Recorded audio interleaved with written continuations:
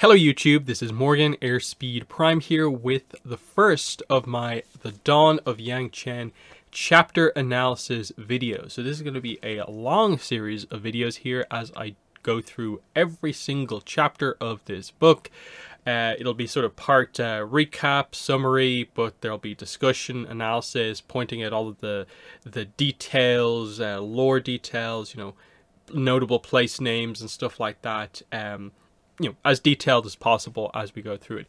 If you've been with me as the Kyoshi novels released or have watched those the chapter analysis videos for the Kyoshi books, I'll be doing it in very much the same way. So the spoiler policy that I did on them, we'll be doing here. So I will not be bringing up spoilers from later chapters other than like where I'm at in the book, but I will be like alluding to things. Like I'll say, remember this, it's important. We will come back to this. This will be explored later.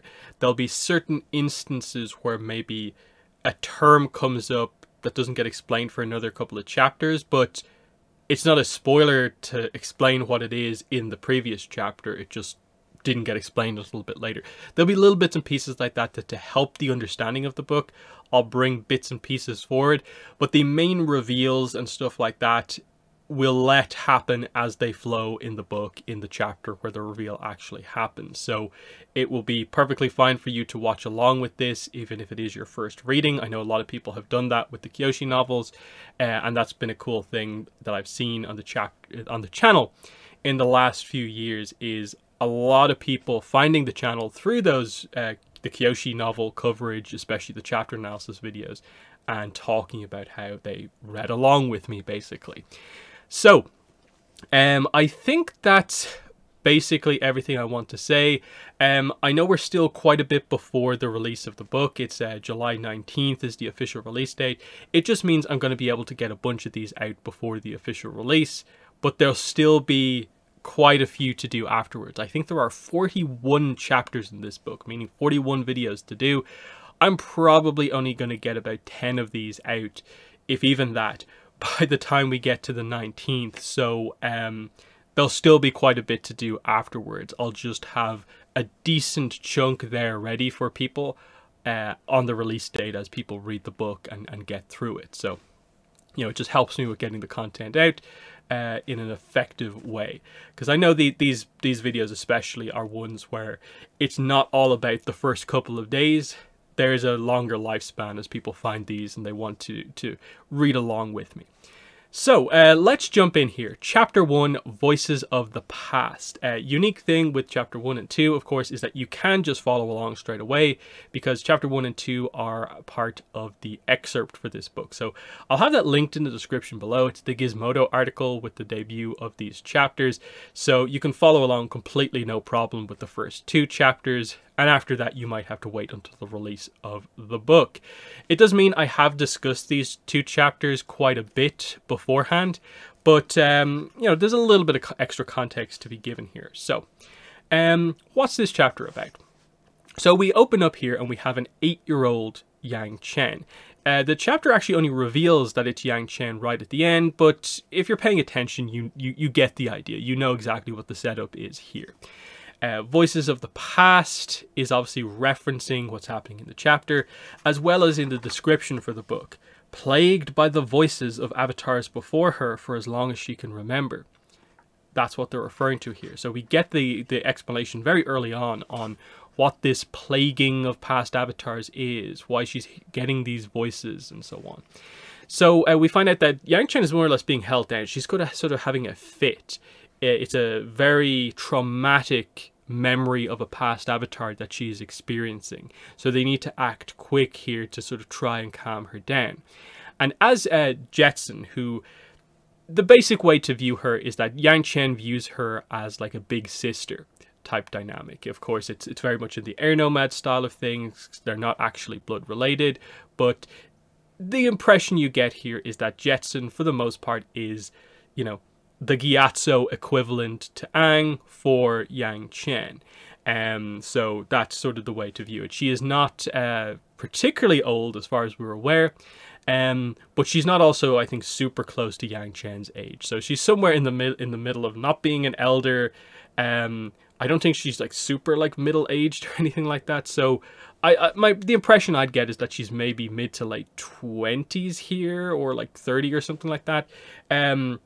It's a bit of a kind of tough one, because like there's a situation here where she's like jumping across the Western Air Temple towers and she forgot her glider, and there's a slight sense of like, okay, there's the emotion of her acting quick to help Yang Chen because she cares about Yang Chen, but there's also a little bit of sort of like youthful exuberance going on there. So it's sort of hard to exactly tell Jetsun's age. But either way, as she's making her way to the library, this is important to solve what's happening with Yang Chen here. We get the explanation on what's happened here. And there's a few fun things here of like, this is clearly to a degree how they either figured out, or in combination with the Avatar relics, figured out that Yang Chen is the Avatar. They know she's the Avatar at this point, of course. How could you not, from these possessions and what's happening to her? But we find out that they initially just thought she was having fits, and that this was like a mental kind of problem that she was having, and that to a degree almost that she was going crazy. But then they suddenly began to sort of record and actually listen properly to what she was saying. And they began to hear names, important names being said by Yang Chen, that they latch onto as like, oh, I think I see what's going on here.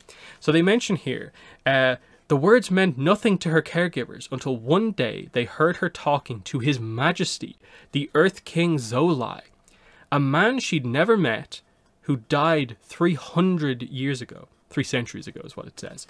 But still, like that's a big one of like, okay, an Avatar meets the Earth King, that's to be expected, but a 300-year-old one from that long ago, that's interesting. But then there's also this suggestion that she pieced together a pattern, the names, Angel-Urk, Preu, Yotogawa, names from every nation, names of past Avatar companions. And they begin to figure out that this is exactly what's happening here. She is mentioning the names of a lot of people who are important in history because they are Avatar companions, world leaders, or noted people in some sort of a field or another. They actually go into a little bit of detail here and explain that through these possessions and what Yang Chen talks about when she undergoes them, they are learning more about history than anyone ever knew before about certain past avatars, like certain individuals that an avatar had a close connection with that had never been recorded in history. People who would have been forgotten if not for like this incident kind of happening in this way. It's very, very interesting, just that idea that Yang Chen is sort of bringing back aspects of history that haven't been around for a while.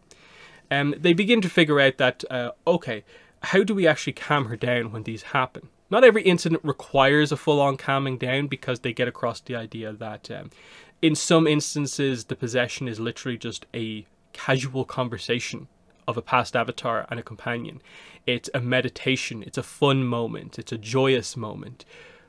The problem comes in when it's the tragic moments that come up, the memories of death and things like these. And that's what's happening to Yang Chen in this chapter. She's experiencing a tragedy happening to an avatar.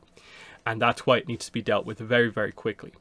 But they figured out that they can more or less ease the effect of these possessions on Yang Chen by kind of talking back to her as if they were the person she thinks she's talking to. So of course, Yang Chen herself is talking as that specific past avatar, and she's almost expecting a response from her companion that she's referencing here. And so they figure out like, oh yeah, familiarity, that's how we sort of calm her down, by making the scene feel a little bit more realistic. So Jetson is heading to the library to figure out who this person is that Yang Chen has just mentioned as talking to. The name that came up is Mesose, M-E-S-O-S-E. Mesose, I think based on the fact that she gets the nickname Cece by the past avatar, it's meant to be like Mesose. I'm not sure. It'll take the audiobook coming out for me to get the exact pronunciations on these. But either way, that's what's happening here. So she arrives at the library and is like, the name is Mesose. Okay, the librarian is like, okay, it could be this famous scholar of the Ru Ming era. There's a Mesose village in Huzin. might have been named after someone called Masosi, or it could be the worst case scenario, a random person named Masosi who we won't be able to find in historical text. And Jetson has to quickly go like, okay, it's probably the first one. It probably has to be the scholar. It's the only thing that really makes sense. Give me what you have. And so she's given this book and she runs off back to Yangchen. She looks down at the book and it's called A Discourse on Floodplain Management. And just like, wait, what? But you realize that, okay, it's a scholar who wrote it, so it makes sense to a certain degree. But she realizes, I guess this will work. So she begins to read it out to Yangchen. And immediately Yangchen begins to sort of come out of the sort of like the intense fit and talk more casually to Masosi. And it's like, oh, you're only that far in your research, because she's just read it like the first page of the book. And it's just this kind of clear idea of like, oh yeah, this is exactly what's happening. Like in this case, Avatar Yangchen is talking as if she is Avatar Gun, as we find out. So shortly after this, you know, she calms down completely. She goes to sleep. She's exhausted after this, what happened. And Jetson is talking again to the other nuns around her, and is like, okay, so who exactly was Masosi? And it's explained that, okay, a companion of Avatar Gun, skilled poet and engineer who died in Ha'an when Gun failed to hold back a tsunami. After Masosi drowned, Gun disappeared for a while before returning to duty. So this is why it was such a tragic event. It was a really intense moment of an Avatar trying to hold back a natural disaster. And, you know, the idea of like, what is failure in this case? In that Jetson notes that the history books seem quite harsh on Gun here in terms of not really acknowledging like the emotional reason why he would take a break from being the Avatar after such an event happening. That, can you truly call it a failure when, by the sounds of things, this tsunami was meant to wipe out this place? It would have wiped out this place. So he technically stopped a place from being fully destroyed, in that it's noted that this port is still around. He just didn't entirely negate all damage that was done, and in the process lost a close companion. And that's why Yangchen experienced such a tragic memory here. And Jetson really reflects on this and the idea of like all these things that Yangchen experiences, especially the tragic ones. It's always the sense that the Avatar has these regrets. What if I'd done things differently? What if? That the Avatar in a way would also place the label of failure on themselves, even though you know, I suppose a typical person would be like, the Avatar did the best that they could and actually sort of saved the day, even if they didn't save everyone. And it's just like, that's the pressure in a way on the Avatar of like, you know, if it's not a full success, is it success at all type thing? And that's sort of in a way the pressure that we're going to see that Yangchen places on herself, which is to fix everything and try to fix everything, put the effort in to make sure everything's complete, but how it's almost impossible to guarantee that to be the case. And she tries this because she's experienced tragedy herself, but also she's experienced all the tragedies of like most of the past Avatars as well. So you can see that she notes this of like, you know, she can only imagine the pain of like one Avatar and what they've experienced. Imagine having to experience dozens of this over and over again. And she really reflects on like, you know, okay, Yangchen's going to quickly figure out she's the Avatar. What are we going to do with you, you know, in a way? Like, this is going to be a tough, you know, childhood for you in a way. But that Jetson will be there for her, which is kind of nice. So yeah, a few interesting reveals. Obviously, the details surrounding the possession presented to us. We learn about a new past Avatar, Avatar Gun. And even though we don't learn too much about him, there's this slight suggestion that he's probably not too far back in the timeline. Just because they highlight the idea of like the Earth King that died 300 years ago is like, in a way, ancient history to them. But that the librarian is relatively quickly able to realize that like, oh yeah, Masosi, like that's the companion of Avatar Gun, as if like it's probably at least, you know, 3-4 avatars ago, but like it's close-ish perhaps, you know. it's a tough one in that, you know, that logic might not even hold, again, depending on if those avatars all lived long lives. 3-4 avatars ago is actually more like 400 years, you know, there's that sort of thing. But I get the impression he's probably not, like, he's maybe not the avatar before Zito, but maybe the one before that, perhaps. We have to wait and see.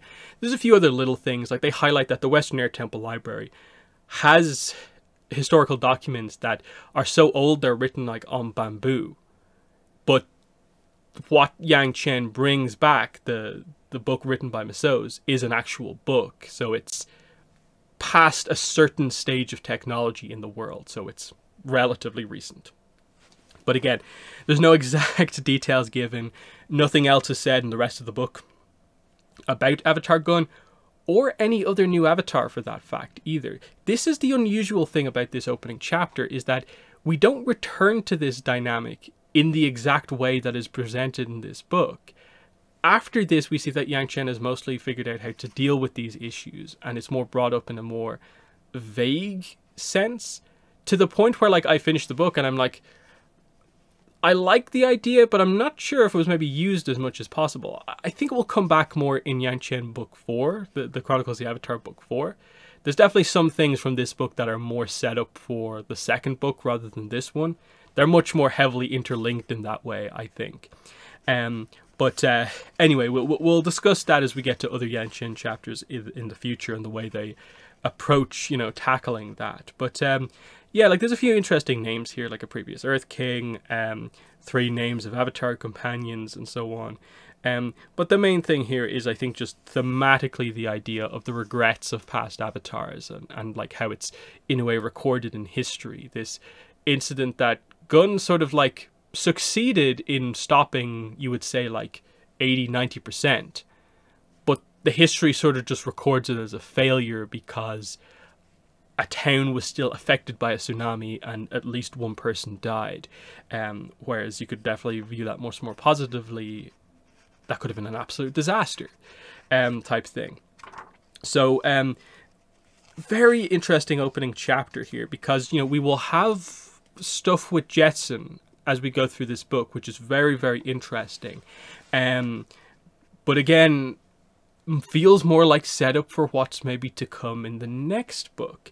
So that's what the prologue of, like, the first book feels kind of like a little weird. But some nice details here.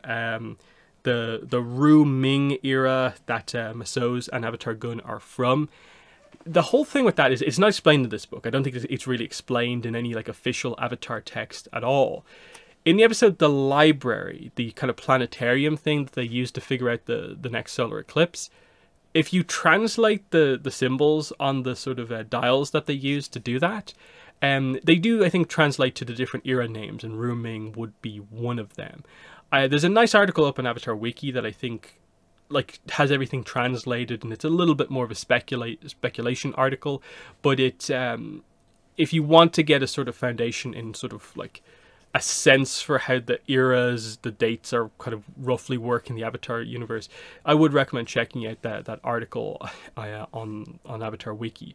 I'm not going to go through it here because I don't feel I understand it well enough myself, and like I said, the actual text of anywhere in the universe isn't really covered, in the sense that, of course, we as fans more refer to it just based on years compared to another event that has happened.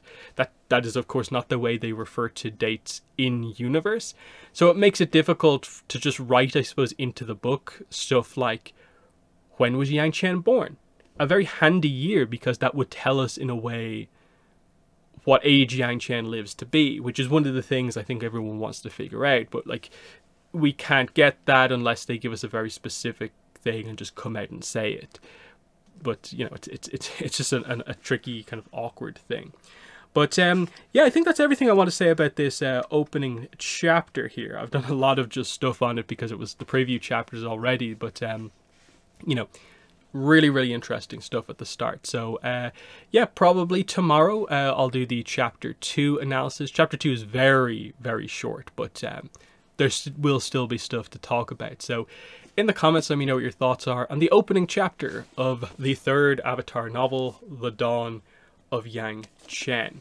What are your thoughts on how they do the whole possession thing, Avatar Gun, Jetson as a character? Let me know. But that's been it. Thanks for watching, and bye.